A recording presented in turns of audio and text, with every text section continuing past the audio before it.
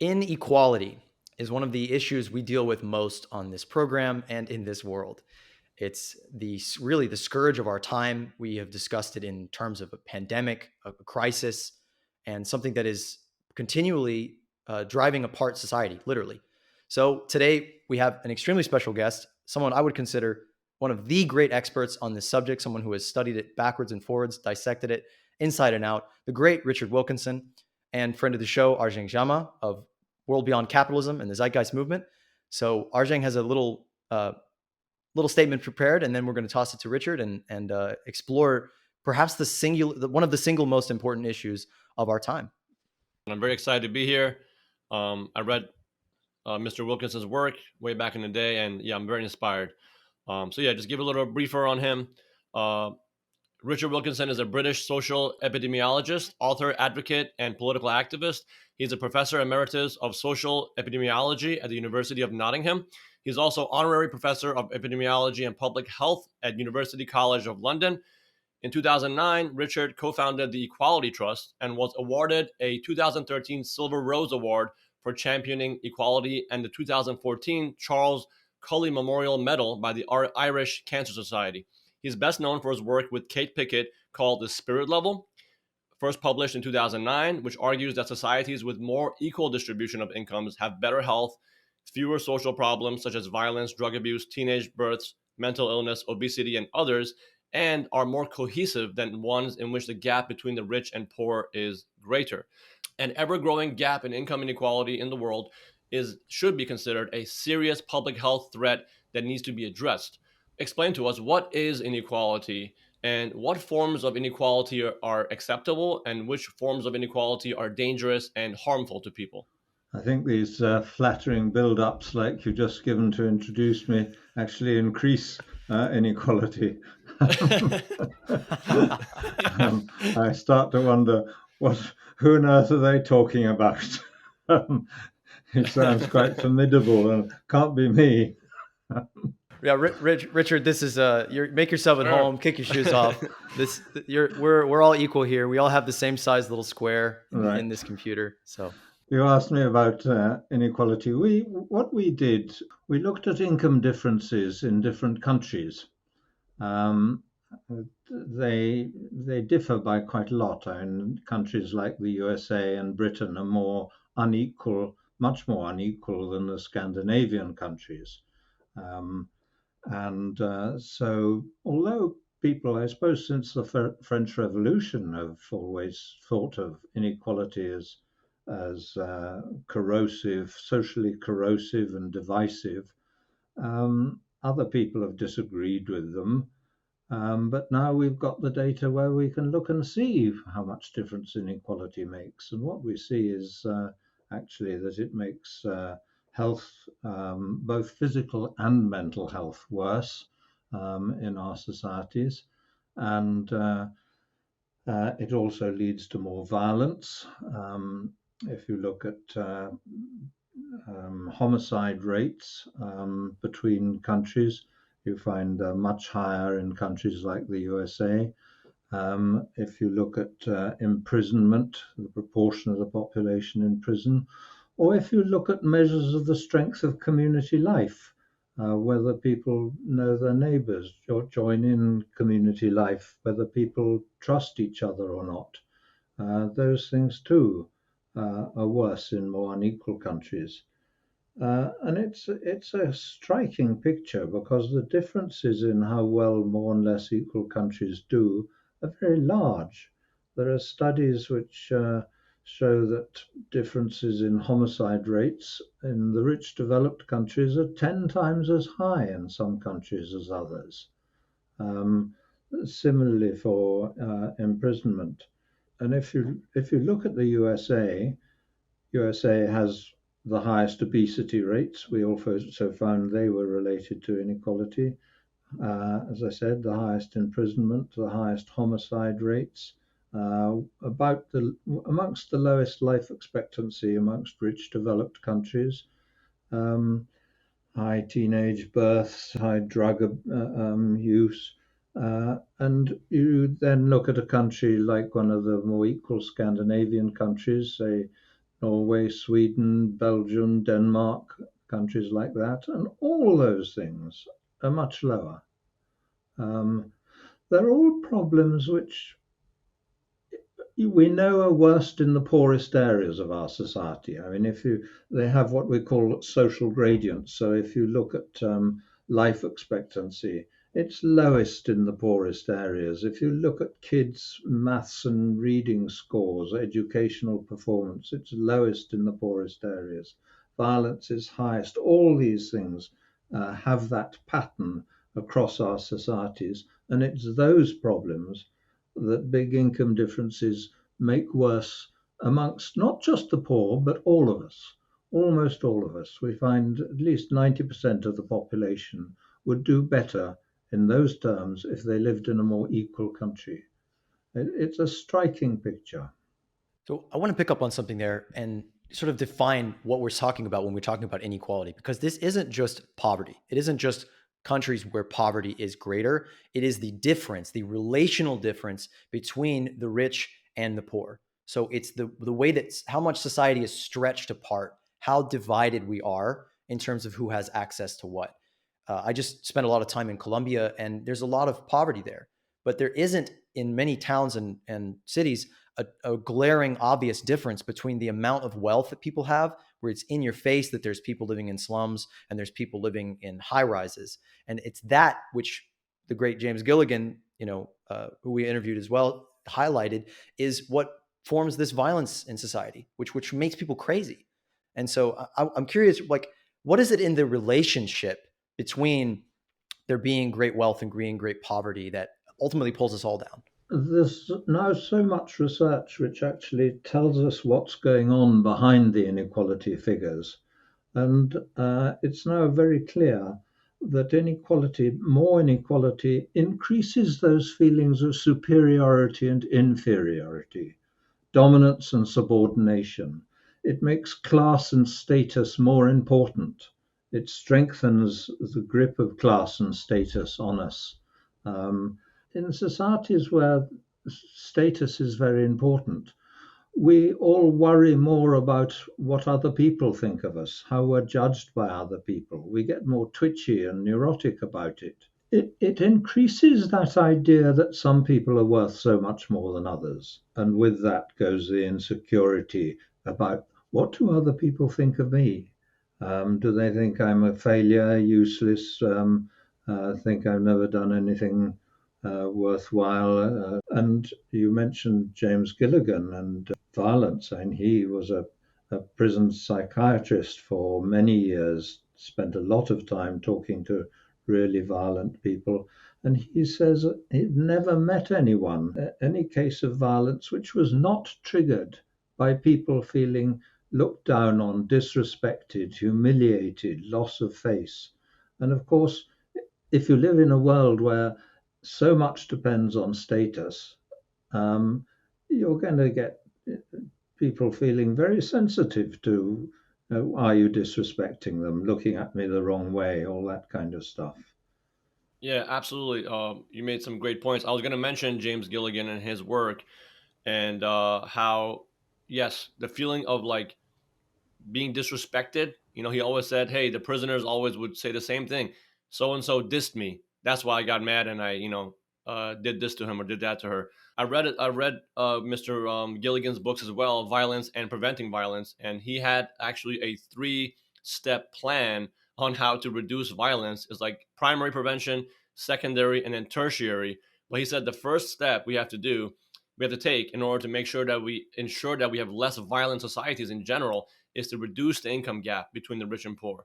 So he was like, the most important thing we can do to make sure that we reduce violence in society is reduce the income gap, which right away automatically coincides with people feeling more humanized, more respected, because obviously inequality really harms our, like you said, our sense of well-being in terms of how we perceive things, how we feel towards others. So the first step is, yes, reduce inequality. If people are more prone to violence, the second step is to talk with them, show them compassion, understanding, show them respect, as opposed to our criminal system, which is actually a criminal system, which puts people in cages and does the exact opposite to them, dehumanizes them, disrespects them, treats them like they're garbage.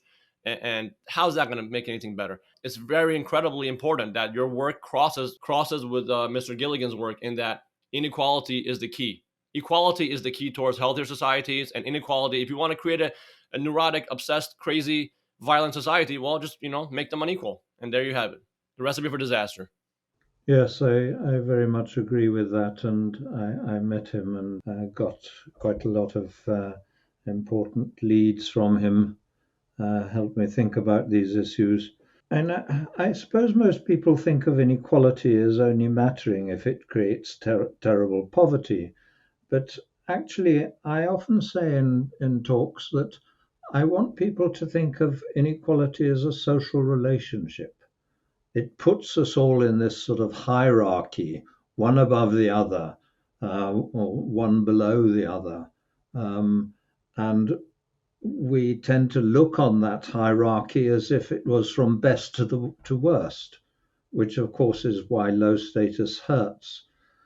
And it's the psychological effects, the psychosocial effects that are most powerful. And I think people haven't got used to thinking of inequality as having powerful psychosocial effects. But it's that I think matters most.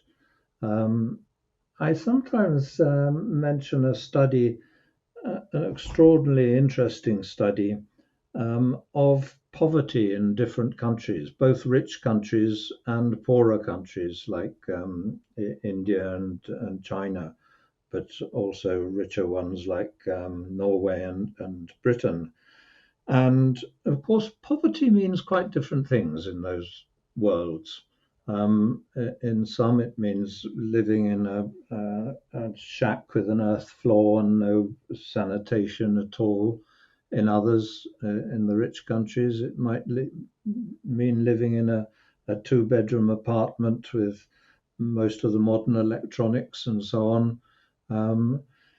And yet, when people were interviewed about their experience of poverty, they talked so much about being devalued, looked down on, humiliated, uh, all those kinds of things, and it having an effect on how they saw themselves, that people hated themselves for being poor, and even within the family.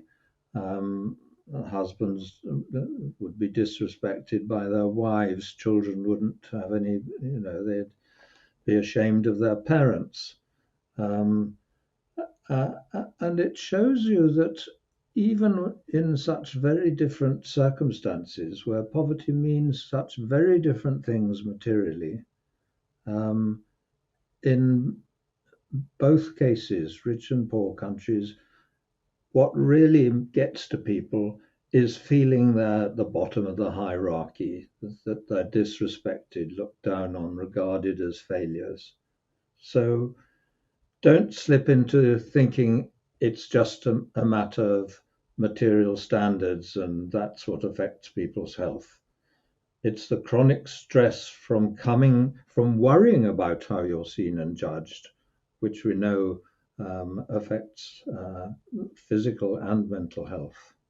I think your work is so powerful because it is this sort of unifying thread that pulls together so many issues that on their own seem unsolvable or seem just crazy, like school shootings and suicides and spousal abuse and obesity and all of these problems that if we were trying to solve them all individually, I think we'd go crazy. We'd need a million, different NGOs, and it would take so much effort, and it would almost even seem hopeless that like we're just doomed because like society is so crazy. And so for me, reading your work, listening to you speak, studying the consensus on this, it really is a bombshell, and it really is something that people need to understand, that it gives us, even as it's a hard thing to look at, it's hard to concern ourselves with these problems.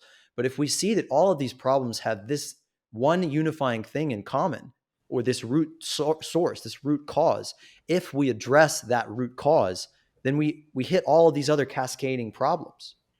I was just going to say that governments still insofar as they tackle any of these different problems at all, they tackle them as if they were completely unrelated to each other.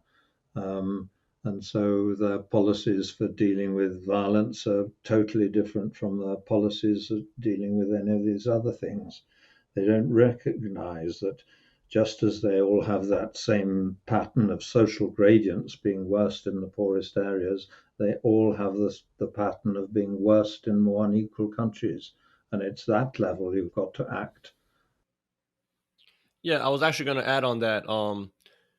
Clearly, as someone who is a public health researcher like yourself, I'm sure you agree that a lot of the things that come down to changing our health and our views and overall the stability of society doesn't really come down so much to individual choices that people make, but more so on policy and structural changes to our society, right? So, I'm sure you respect systems thinking and how we have to look at the interrelated dynamics and relationships within a society and see how different policies or different structural adjustments to that society can actually drastically change and alter the relationships between the people in that society and institutions and establishments that support that society. As a sustainability advocate, I've come to my conclusion that I think free market capitalism not only requires inequality and it perpetuates it, no matter what iteration you look at, but that it's a very rigid system that does not like change. It does not like change. It likes keeping things the same way. And although the Scandinavian nations have far better outcomes in their health and their people's well-being and lower rates of depression and lower obesity and less violence, they still are having problems that are commonplace throughout the world because of the fact that we live in a society, really, a market economy that celebrates and tries to exploit scarcity and it perpetuates competition among people. You know, um, Yes, I, and I so I would like to run that back to you. Give us well, your thoughts on that. you're an environmental campaigner, and one of the things inequality does, because everyone's so bothered about how they appear to others, we all consume more status goods. Well, people buy more clothing with designer labels and spend more money on flashy looking cars and all that kind of thing in order to look good in front of other people. Uh, so it intensifies consumerism, and consumerism is probably the biggest obstacle to moving towards sustainability. But there's another very important link between dealing with the environmental crisis and inequality, and that is there was a recent report from Oxfam, and I think I've got this figure right.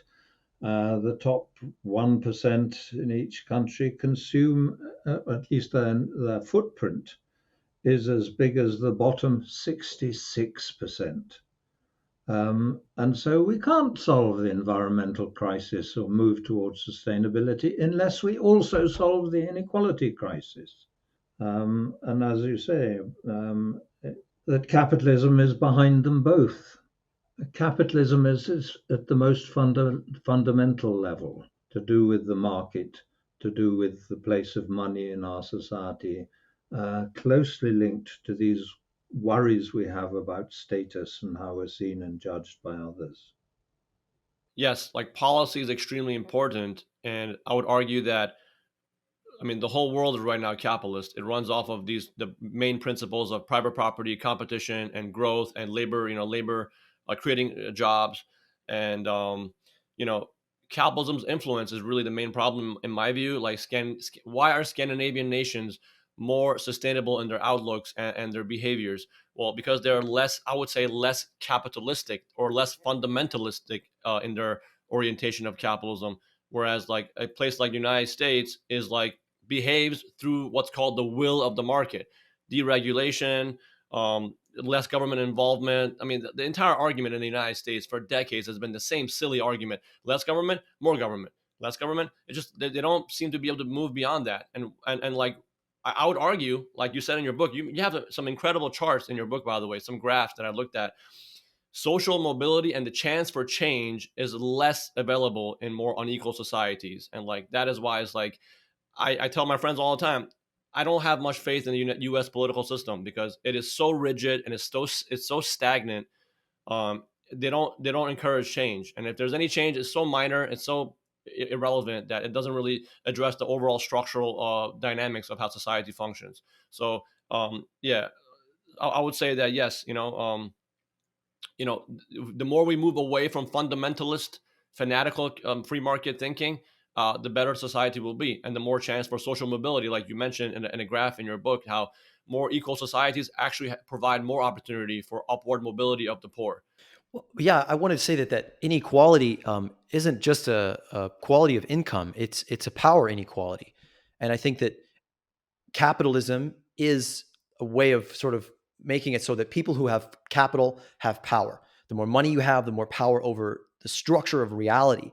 The more you can change people's beliefs with advertisements and media, the more you can control what people think is normal, and the more you can control elections and by politicians and media, and basically, it's this inequality of power that is increasing so rapidly. I mean, I read that 70% of countries around the world, inequality is increasing.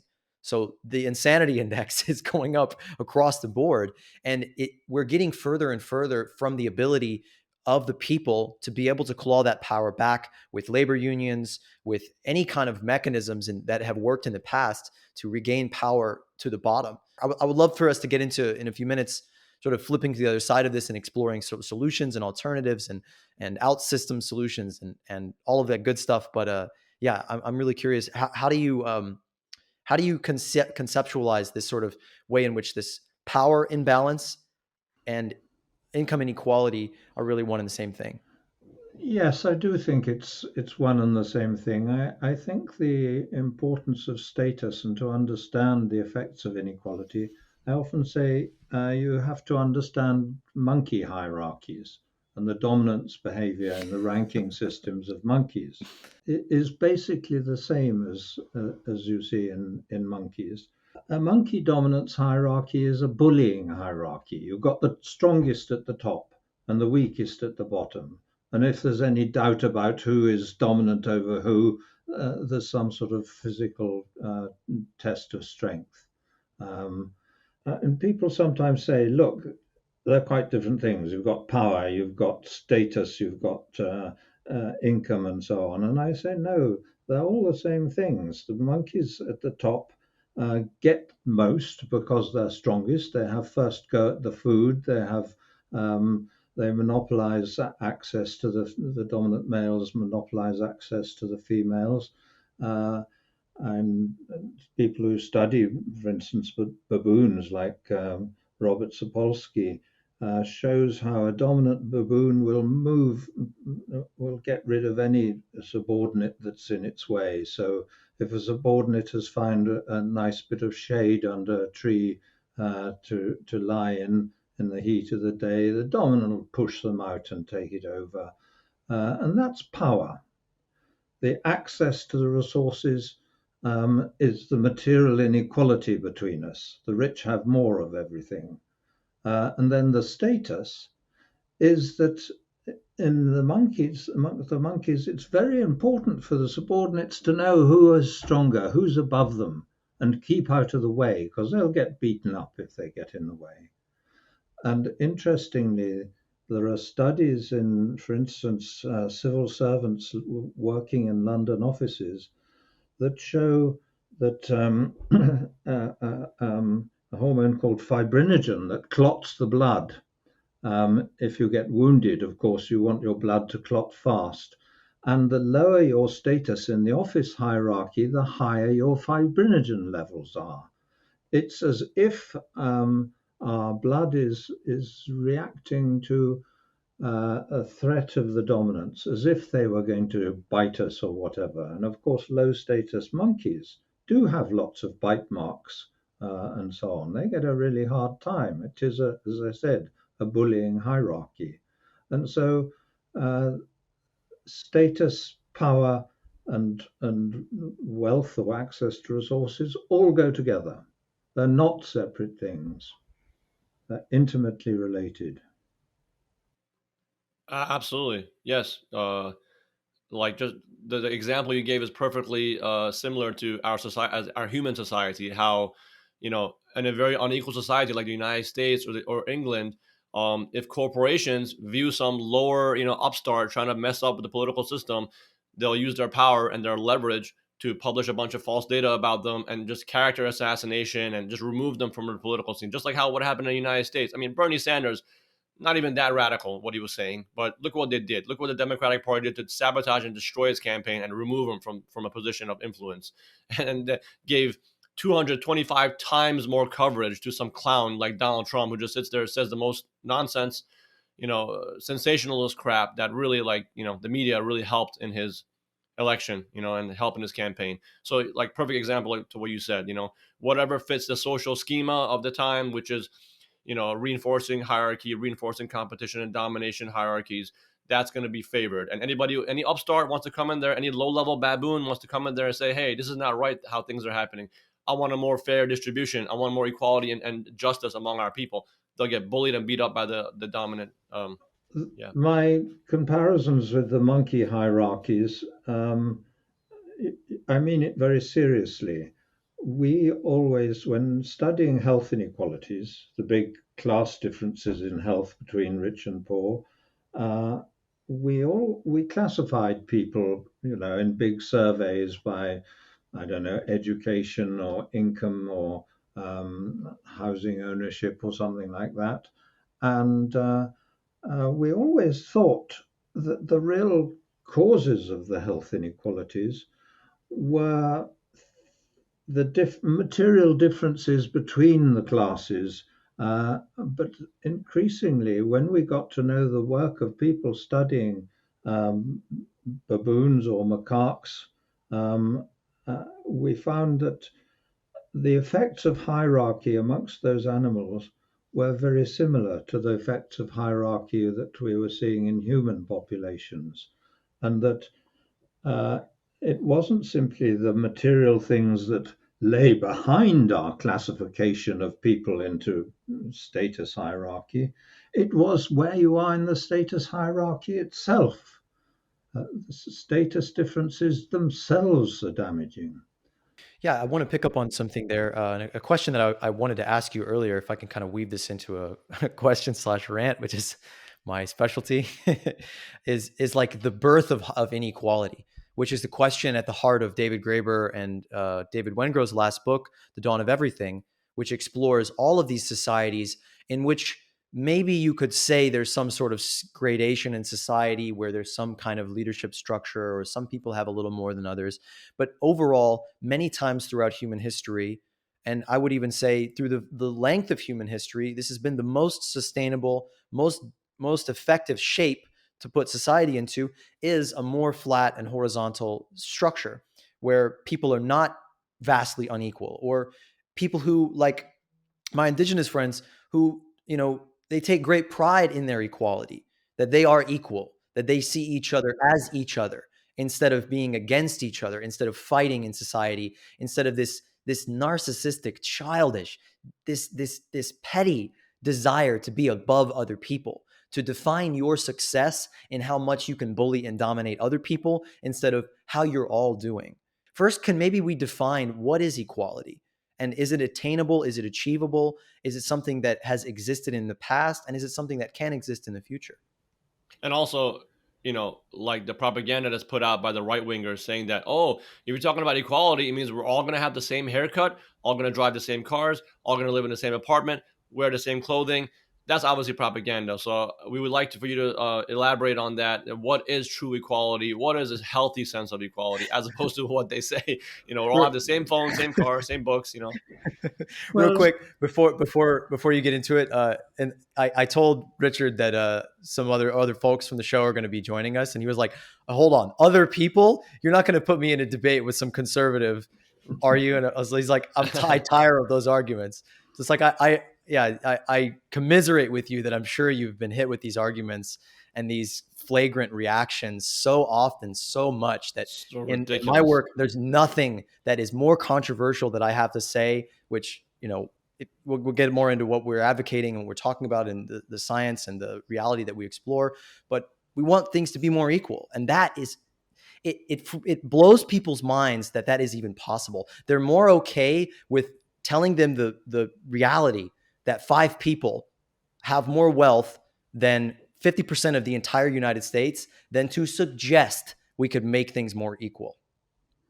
Yes, I think this silly idea that's often trotted out that by greater equality we mean everyone being the same. Um, what I say is that uh, inequality prevents us really getting to know each other properly. That you know the personality, the real characteristics of your close friends, the people you know well. And of course, we choose our friends from amongst our near equals. Um, People very distant up the hierarchy or way down, we don't know. And we see them just in a way for their position in society. Um, so if you really want to get to know people's individuality, their personality, the differences between us, you need those close relationships. You need the equality. You mentioned unions, Zach. And if you look at the whole of the 20th century, in most of the developed countries, you get rather the same pattern that inequality is high early on in the 20th century. And it starts to come down uh, from somewhere in the 1930s, and it goes on coming down till usually sometime in the 1970s, the late 1970s, and then it goes back up again till we've now reached levels of inequality last seen in the 1920s. All that progress of reducing class, of becoming a more social society, has been lost. We've become more antisocial because of it. Um, and if you look at that curve of declining inequality and then the modern rise, uh, exactly the opposite to that is the membership of trade unions, which is they're mirror images of each other. It's quite extraordinary how those two curves relate to each other. And I think what it's a reflection of is the power of the whole labor movement, of social democratic politics, also the fear of communism. I think the fear of communism was quite good for capitalism. It made it more humane. Uh, Capitalist countries began to develop welfare states and so on. Um, but as soon as that threat has gone, then you get with Margaret Thatcher and Ronald Reagan, the neoliberal economics, the free market fundamentalism takes off, and it's that that's done the damage. I don't think that unions are strengthening again. I think it's going to be very hard to rebuild them to the strength that they had. Um, but I think the link that I mentioned before with environmental issues is absolutely fundamental. We are not going to move towards sustainability without reducing inequality because of the consumption of the rich. And I'm not going to take limitations on my consumption. When I say I mean people are going to feel that generally. If those rich people are allowed to go on having their private jets and yachts and so on, those sorts of environmental policies can only be pursued effectively if people think they're fair. And they're not fair until something has been done about the really big problems at the top. You mentioned a great thing about the bell curve of trade unions. Inequality going down, trade unions going up, and then the radicalism of the fanatic direction of the market, which drives the trade unions down as inequality increases. And I would say that, like, I would add on to that it really is an expression of the system intention of market capitalism, that, like you said, all that progress that we made was lost because it always comes into these cycles where we make some progress, we make some headway in increasing equality among people, having stronger unions, having a government that's more accountable to the people, like in the 1960s, 50s in America, and how all that was destroyed and hijacked by corporate interests. Because I would argue it's not the fault of corrupt people or corporations, but that rather is system intention. That is at the very root orientation of capitalism is a desire for exploitation, is a desire for looking at things as separate, as not community oriented, and looking at, hey, look, every person for themselves, every dog fights for their own well-being and for their own domination, and that's how we should keep it. Any government intervention is tyranny, and we can't help the poor. The poor have to help themselves. And like you said, all this fear of communism, which myself and Zach, we're not communists, but it's just ridiculous. We live in the 21st century. Why do we have to go by all these isms of these labels? Why can't we in the 21st century simply just get together, put our brightest minds together, and conceive of a society that can actually arrive at solutions and provide a better life to people without all these isms and all these clinging to notions of the past? We have the technology. We have the resources to provide a high standard of living for all people without the need to have them at each other's throats, competing for jobs, competing for resources, and all that nonsense. And so, going back to what you said, literally inequality makes people mean. It makes them less caring when it comes to environmentalism. Consumerism ramps up. That's why in your book, I love that part. I read this chapter, which is incredible. You talked about how in the United Kingdom, and especially in the United States, people want to buy bigger cars, bigger houses, bigger appliances. Just bigger is better because they want to make a status statement that I'm strong, and because they don't trust each other, right? Having a bigger car makes you feel safer, as opposed to creating stronger communities. And so that's why I think in the more independent, obsessed countries like the United States, individualism is so much more important to them than community relationships and things of that nature. So yeah, it all again I think it comes down to the system intention. Market capitalism at its very root is unsustainable in my view, and it should not be a radical thing to say that in this day and age. I mean, looking at the world around us, it's quite clear that the system's not. We're not going to have any solutions through the system, and I think any positive. My friend asked me the other day, "What are some positive trends that you're looking at?" I said, "Well, one of the only positive trends I see in the world is the rising of social movements that are outside of the market, that are external from the market system, that are putting pressure on the market or trying to create their own alternatives that will eventually take the growth out of the market system and starve the beast, so to say." So, the one hope I have is not really with politics anymore, with governments or corporations. It really comes down to people creating their own social movements and grassroots change from the ground up. Because really, we've seen, like you said, historical examples of how progress, regression, because people rely on the market too much. Yes, I think one of the things we should have mentioned and haven't is the power of international corporations. They run circles around governments. They pretty well dictate policy in all sorts of areas. And our culture is manipulated by those big corporations. They infiltrate all the regulatory groups set up to maintain standards and so on. I think those are the powers that we face in the long term. Both beautiful, beautiful points. I wanted to make a point earlier about like how the rich, even the rich, are harmed by this materialistic, acquisitive sort of culture. So it's like the richest people in the world, the billionaires, they could have 100 cars and a plane that will take them anywhere on Earth, but they can only actually access a very small percentage of that world because they can't walk around with their fancy clothes and their $200,000 watch on their wrist in the world of the barrios where the best parties I've ever been to are in Colombia, where all the poor people are, because one, they are legitimately in danger of people taking what they have because they don't have enough to live, and this person's wearing more than an entire village has or will have an entire year on their wrist, and they've cut themselves off from humanity. And Andre 3000, one of my favorite musicians, was talking about the other day that fame is brutal, that it's alienating, it's unnatural.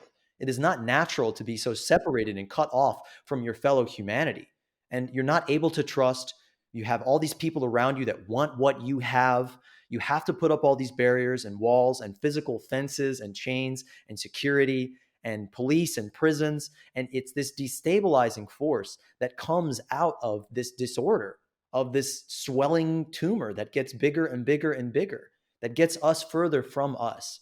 And so we were talking today at the little beautiful egalitarian village that I live at right now, where everyone is more or less very equal and everyone participates in conversation about what we're going to do, how we're going to do it, how we buy groceries. We're truly living in an attempt in an experimental way to be equal, to live without money, to go beyond these structures, to take them out of our own brains and not say, oh, we need some temporary committee or whatever. We don't need that. We can be equal.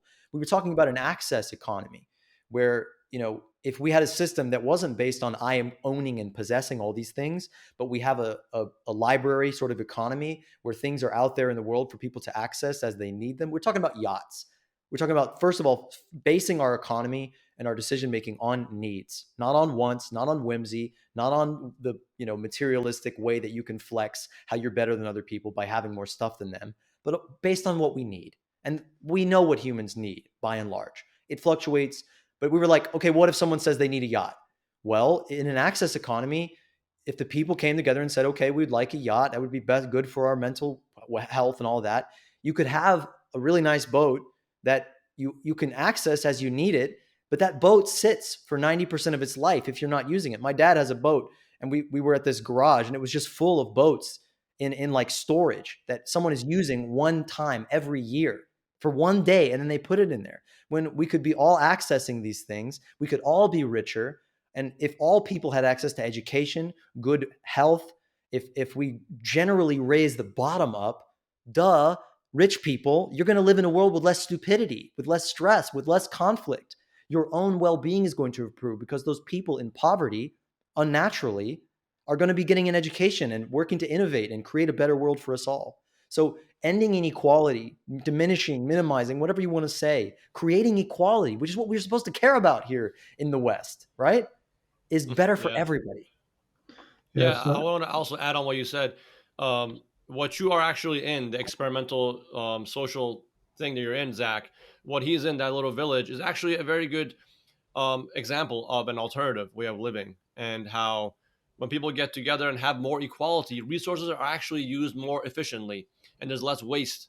And like you said, right, having 100 yachts sit somewhere for 90% of their lifespan not be used, well, even when it comes down to cars, when it comes down to yachts and boats, we can reduce the needs for cars and yachts and boats as we become a more sharing and access based society versus a neurotic one that's based on private property. And what Jacques Fresco said a long time ago, which was an incredible point. Imagine all the massive millions of tons of metal waste used to create bars and barricades and gates around these communities where the rich live, who want to feel protected. If you create a more egalitarian society, you don't need all these artificial forms of protection, which are not even real protection. So the more equality we create, the more strength we create, and we waste much less resources when we have a society based on access. And with the improvement of our technology, we can actually get there where you have like I made a video about this.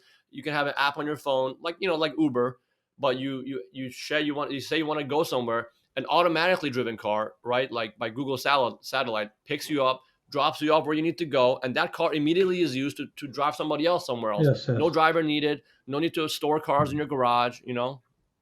yes. I Please go ahead. agree Yeah. entirely. Exactly. From a resource efficiency standpoint, from a sustainability standpoint, from a humanitarian standpoint, all these factors can be improved upon when we create more equality, and we make it very obviously clear that we want to move away from all these old notions of domination, hierarchy, competition, private property, to collaboration, egalitarianism, sharing, access, which I think the mentality of access is a mentality of maturity. The mentality of trying to hoard things is a mentality of immaturity. I mean, people wear these offensive shirts, the Billionaire Boys Club. Like, what is that supposed to mean? You want to be a big hoarder? You want to be a big waster? You want to be an exploiter? Is that what you strive to be? And how, like, we can see that this is actually not just an issue of the rich; it's a cultural issue, and how the culture itself gravitates towards wealth consolidation, and it gravitates towards more perpetuation of inequality. And how in your work you talk about the dynamics of inequality and how it affects affects the relationship of people within that country.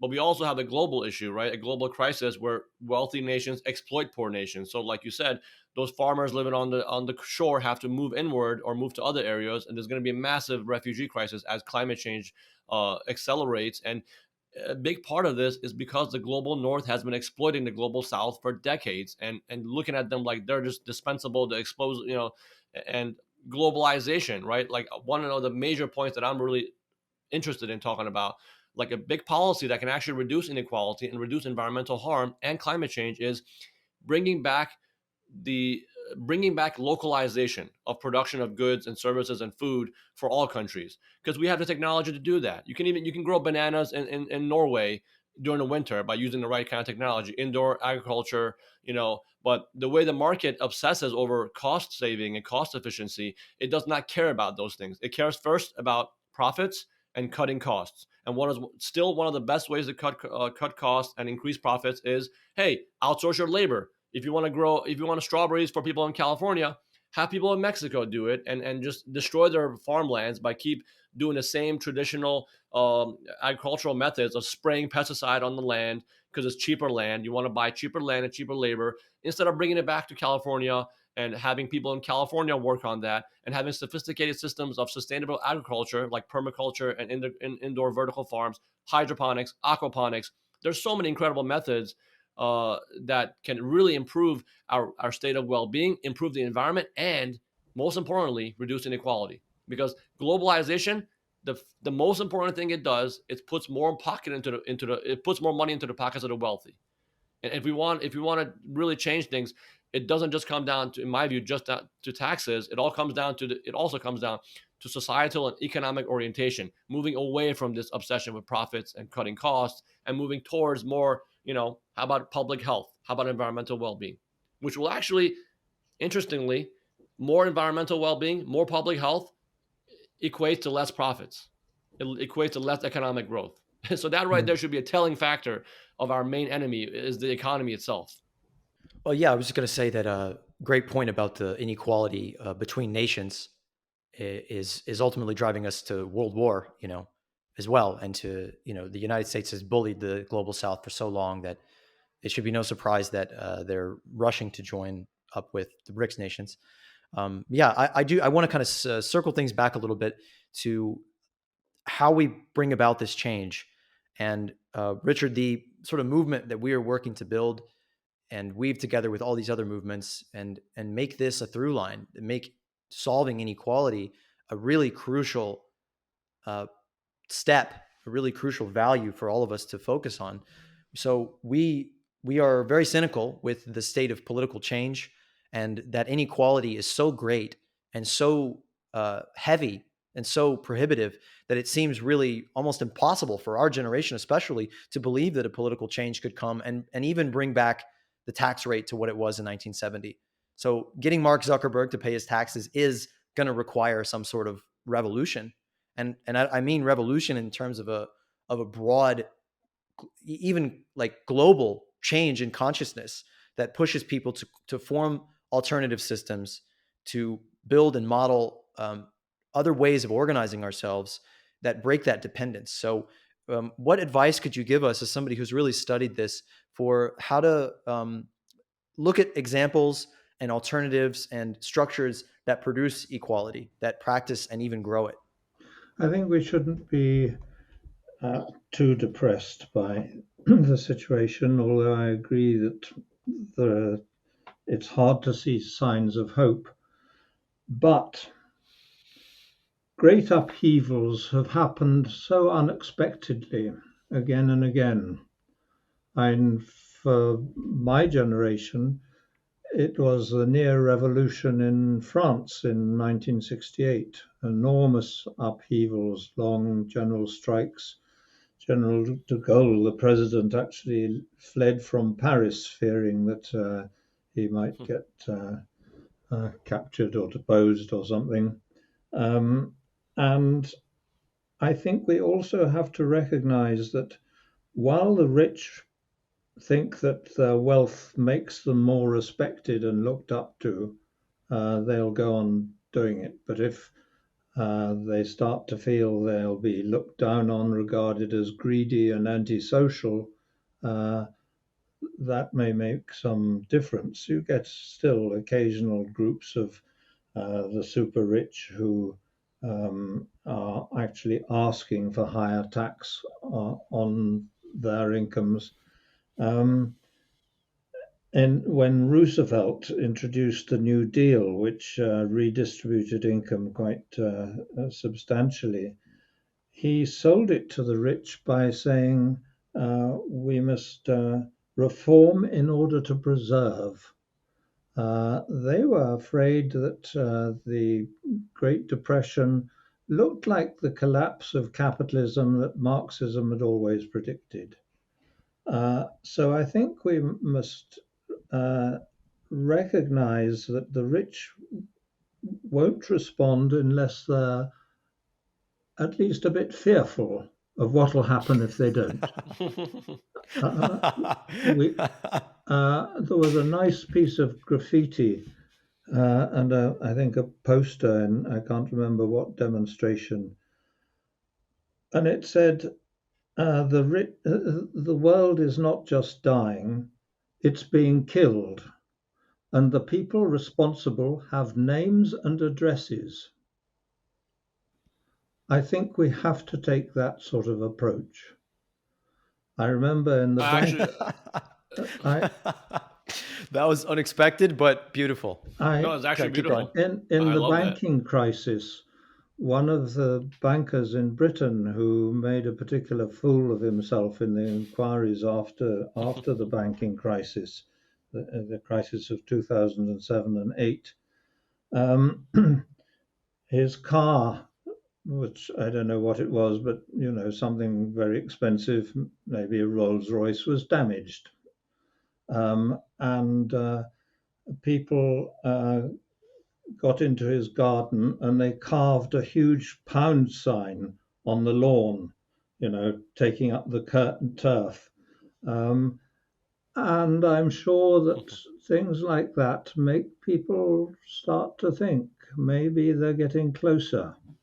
I have to start to think about this, not just feel I'm looked up to and admired for my wealth. Zach? Oh yeah, I want to also before you go, Zach, you made a great point about like, listen, it's not all petals and roses over here. We're trying to have a revolution and change society. Sometimes you might need a little bit of force to force the hand of the wealthy.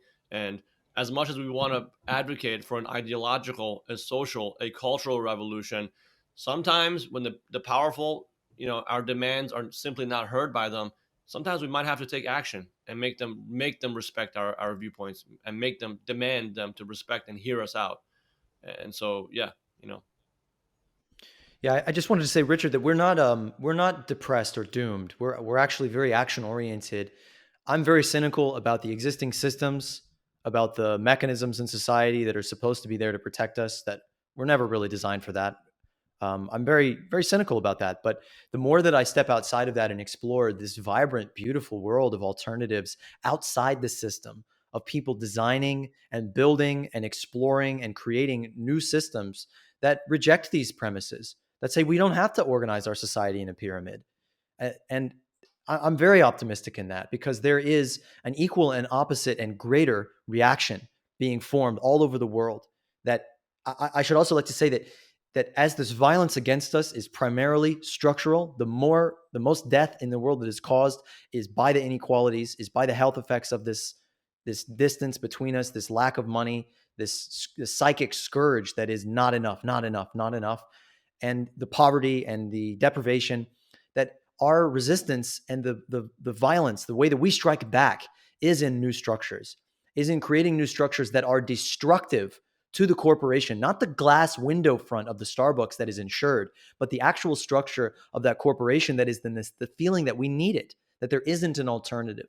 So we're working to build alternatives and to scale out these new forms and social structures that are circular in nature, that are equal by design, that incorporate all of these different solutions out there to chain them together in the way that all the problems are connected. We want to connect the solutions into a system, a new system, a system of systems, a movement of movements. And that, What to me, is cause for celebration because it's happening.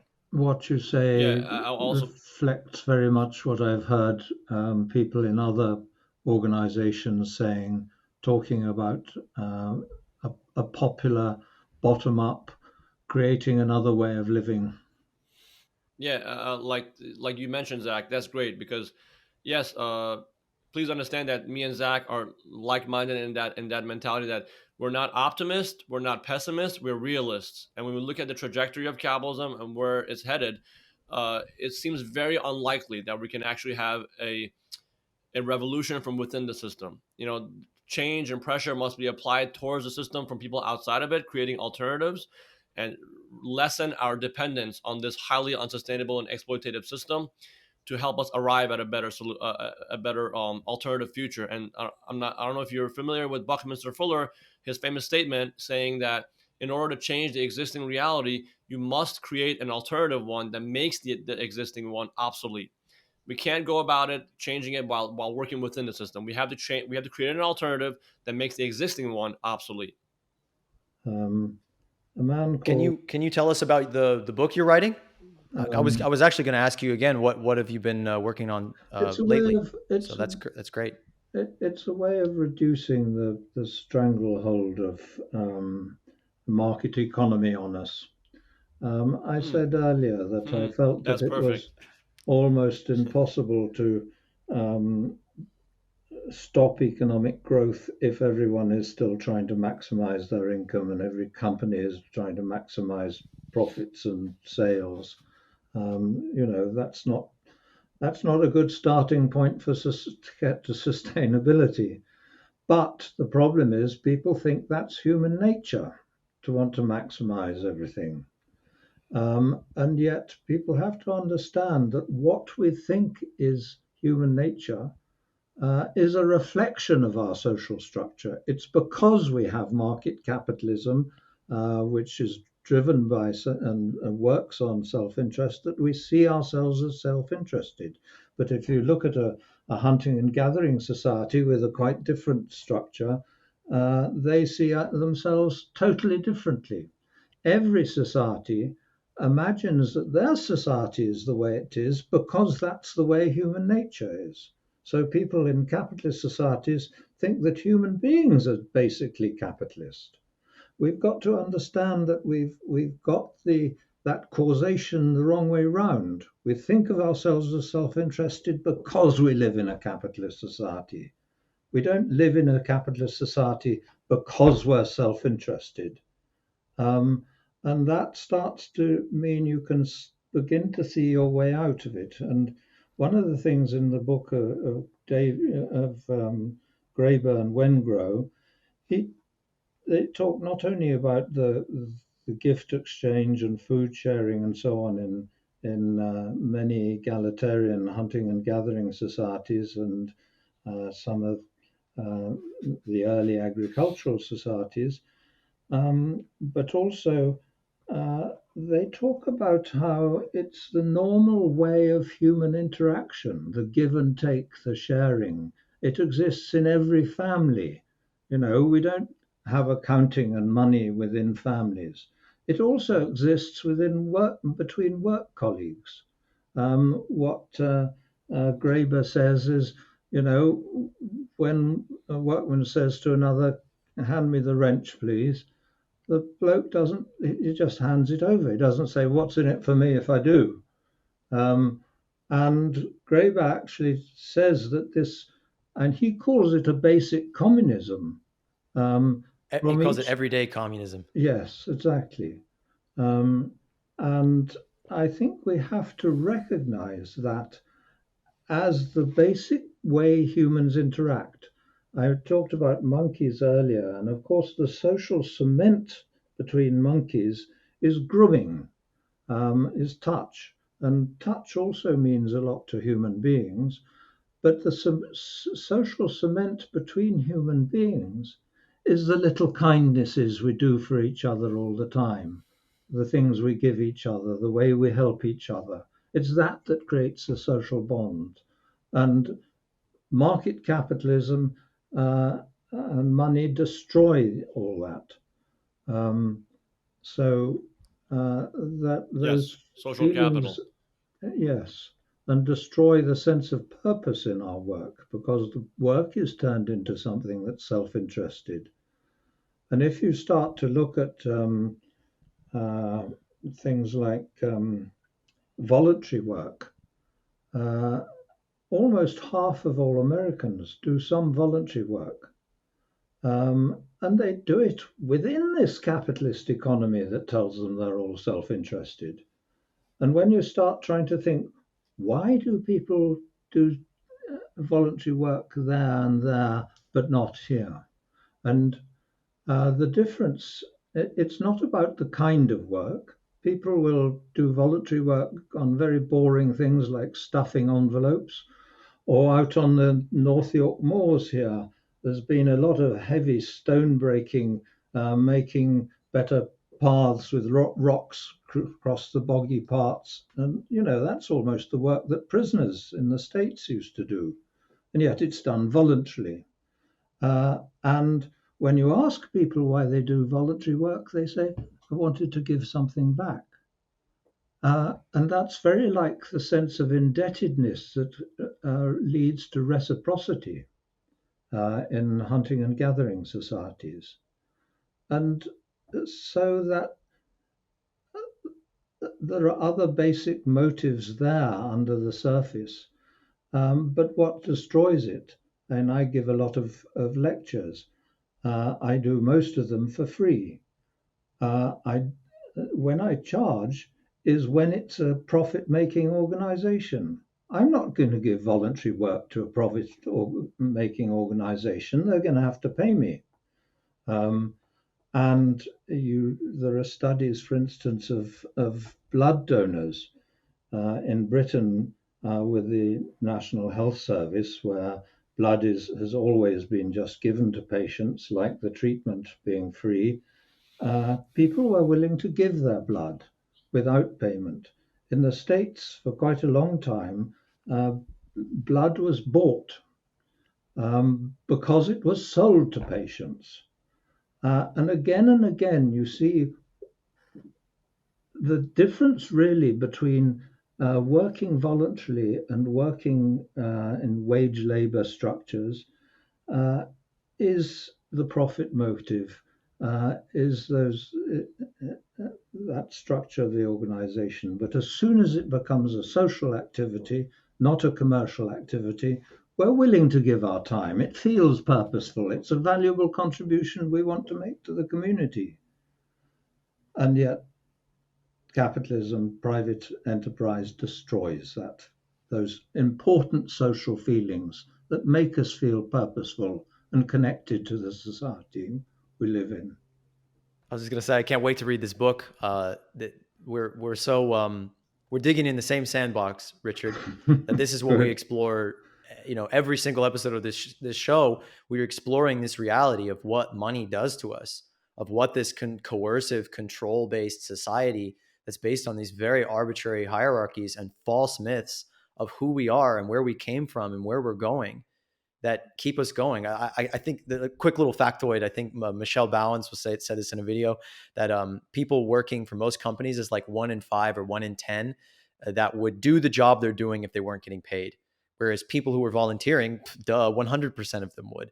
So it's like we have the motivation, and we did a great video on self determination theory at their conference early last summer, and that's a brilliant field of study that if you haven't dipped into it much, I think it would illuminate your work in so many ways because they've been studying the truth of motivation, of what really motivates people, and applying it to the family, to sports, to school, to all walks of life. And it's so it's so effective that one of the criticisms against it is like, oh, this has never been falsified, because it's just how humans work. When you deprive people of their intrinsic motivation and you make them work for a token, or you punish them, you're dulling their existence. You're Yeah. taking the fun out of life. There was an experiment that they gave kids toys to play with. They said, kids, play with these toys, just play with the toys, have fun. And then there was another one where they gave kids toys and said, we're a toy company, we want you to test a certain number of toys. For every toy you test, we're going to give you $1. and the kids got bored. They got bored playing with toys. I mean, it's just amazing how antithetical, the work you did with this for the spirit level. I mean, it's foundational work that we stand on, but it's so cool to hear that you're continuing with it and bringing that more and more into these more subtle dynamics of how this. Kate and I produced a more recent book than the spirit level called The Inner Level, um, which deals with the psychological side of inequality, how it really gets to us, why it's related to mental illness and stuff.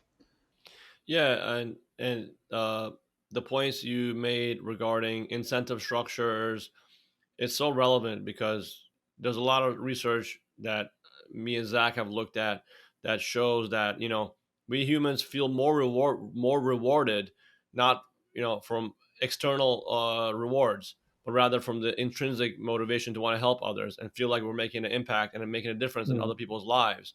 And so, like you said, even in a capitalist society, which tries to drive selfishness and individualism so much forth, we still have people who contribute so much of their time and lives towards helping others for free. You can imagine how much better it would be if we didn't have a society that obsessed over profits and money and differential advantage, and a society that was actually driven on. The campaigning that you two and I am involved in is actually voluntary work, and Yeah, it relates us to society. Our purpose is beyond us, outside us, um, and it does give a sense of purpose and fulfillment and so on.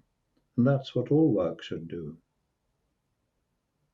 absolutely. Yeah, that's why society companies that try to give their workers more freedom in terms of what hours they want to come in and just reward them based on accomplishing a task as opposed to getting paid hourly, they showed better performance because those Yeah, workers were not so obsessed with getting paid by the hour. They cared more about tapping into that intrinsic awareness of wanting to solve a problem using creativity and problem solving skills, as opposed to this yeah, corporate hierarchy where you got to punch in 9 to 5, every single day. So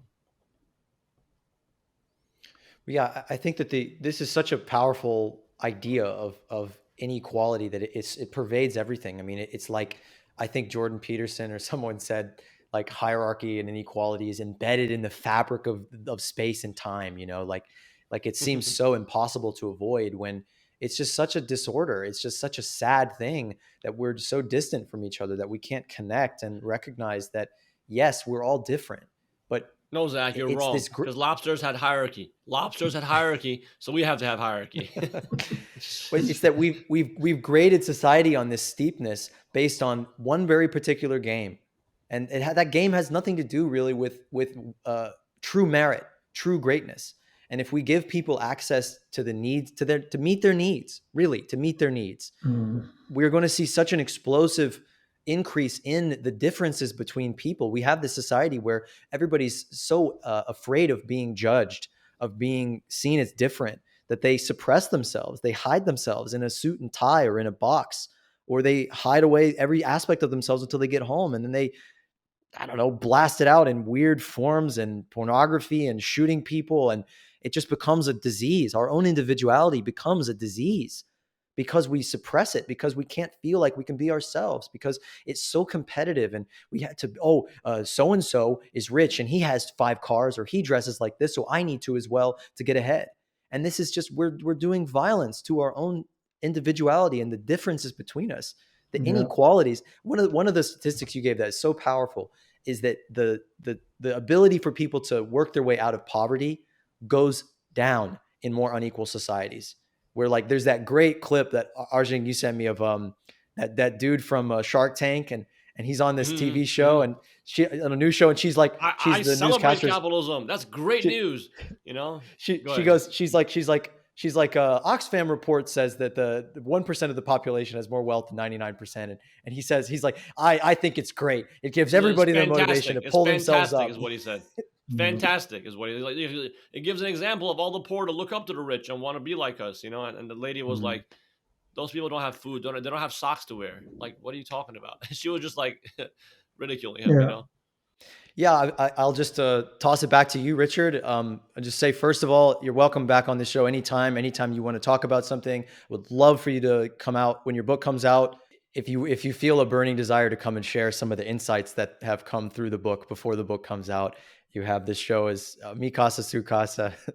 But yeah, Richard, just if you could give our listeners some hope, something to be optimistic about, or a message that you feel is imperative, or something that we're not listening to. Just what do you feel is really important for us to understand in these trying, difficult, crazy, weird, and possibly wonderful times? Well, I used to think that the societies which were doing worst would be the first to change. That because Britain's roads are clogged with traffic all over the place, we would be the first to have to tackle this problem. I think that inequality has created so many more problems. But of course, it will be defended and it will be attacked. But suddenly, those forces will switch and things will change. As I said, the great political upheavals have almost always been an enormous surprise. I remember a lecture on some revolutionary upheaval saying only 5 or 10 years earlier the campaigners had been banging their heads against brick wall, feeling they got absolutely nowhere. And then just a bit later, the revolution. And so I think change does come often unexpectedly. And I think the number of people like you, like ourselves, campaigning in these ways is growing all the time. When we wrote that spirit level book on inequality, nobody talked about inequality. And not long afterwards, there was the Occupy Wall Street or yes, Occupy and or now it's seen as a fundamental problem. Most of the population putting it very high up on their list of priorities to deal with. So public opinion is changing. Um, People are organizing. Unions are growing in strength again. There will be change, and indeed there has to be change for the environmental reasons I was talking about. You can't solve the environmental problem without solving the inequality problem. they go hand in hand. Absolutely.